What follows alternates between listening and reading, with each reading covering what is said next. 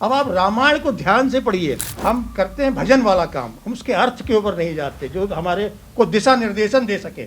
भगवान राम का राज्याभिषेक होने के बाद, मैं शॉर्ट्स में आपको रेफरेंसेस के साथ बता रहा हूँ जिससे हमें एक समाधान भी मिल सके। और ये जरूरी नहीं है कि ये मैं सत्य ही हूँ, क्योंकि हमारे यहाँ एक शब्द और बोला गया है, नेति नेति। अंतिम कुछ भी नहीं है। जो मैं कह रहा हूँ अंतिम नहीं है। जिस दिन मैंने ये मान लिया कि जो मैं कह रहा हूँ अंतिम है, वो हम खत्म हो गए, वी आर फिनिश।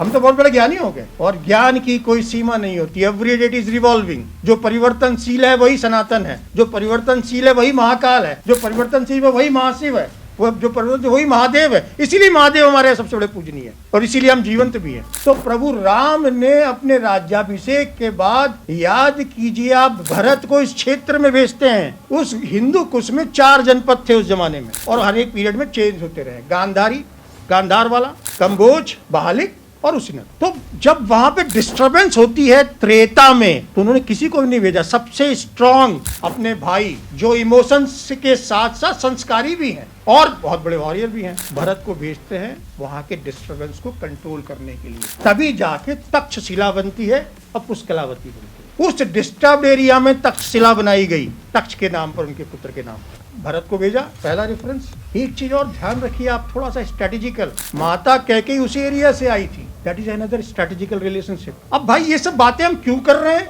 दरवाजे पे अगर शत्रु खड़ा हुआ है तो आपको दरवाजे के बाहर लड़ना है, दरवाजे के घर के अंदर नहीं।